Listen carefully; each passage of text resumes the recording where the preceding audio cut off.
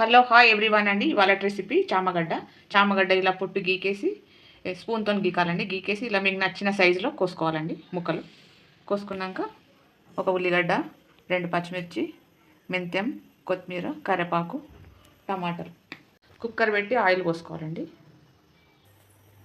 Oil వేడెక్కాక మెంతులు, జీలకర్ర ఇలా వేయాలి. ఆవాలు, బగారా పువ్వు, పచ్చిమిర్చి, మెంతెం కూర, ఉల్లిగడ్డ, కరివేపాకు, కొత్తిమీర, పసుపు, అల్లం పేస్ట్ ఇవన్నీ వేగాలండి. ఇప్పుడు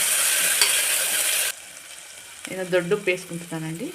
పులుసులలో కొంచెం దొడ్డుప్పు వేస్తేనే కొద్దిగా టేస్ట్ ఉంటుంది. ఇలా ఉల్లిగడ్డ వేగాక ఇప్పుడు మనం కారం వేసుకోవాలి. కారం,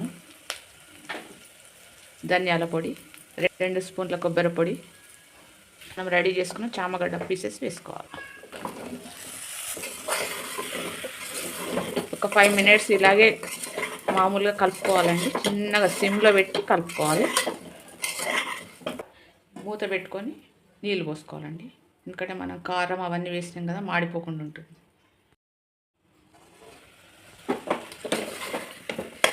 ఇలా ఒక 5 మినిట్స్ నూనెలో ఉడికించుకోవాలండి. ముక్కలకి మంచిగా ఉప్పు కారం పట్టుకుంటుంది. ఇప్పుడు టమాటా వేసుకోవాలి. ఒక 5 మినిట్స్ అయ్యాక ఇలాగ ఇంతకుముందులాగా మూత పైన నీళ్ళు పెట్టుకోవాలి. ఒక 5 మినిట్స్ ఉడికించుకోవాలండి. టమాటాతో ఉడుకుతుంది ముక్క. ఇప్పుడు కలుపుకోవాలండి.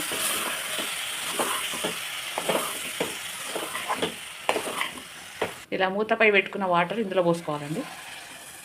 మనకి ఇప్పుడు గ్రేవీ లాగా వస్తుంది.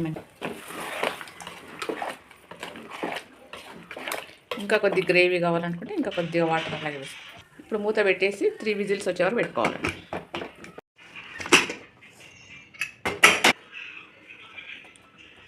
ఇలా పీసెస్ ఉడికేయాలేవో చూసుకోవాలండి.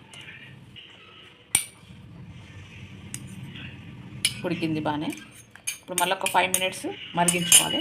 గ్రేవీ చిక్కబడుతుంది. మూత తీసేసి ఇప్పుడు ఉడికించుకోవాలి. ఇలా మూత తీసి ఒక 5 మినిట్స్ మరిగించుకోవాలి. ఒక 5 మినిట్స్ మరిగాక ఇలా చిక్కబడుతుందండి గ్రేవీ.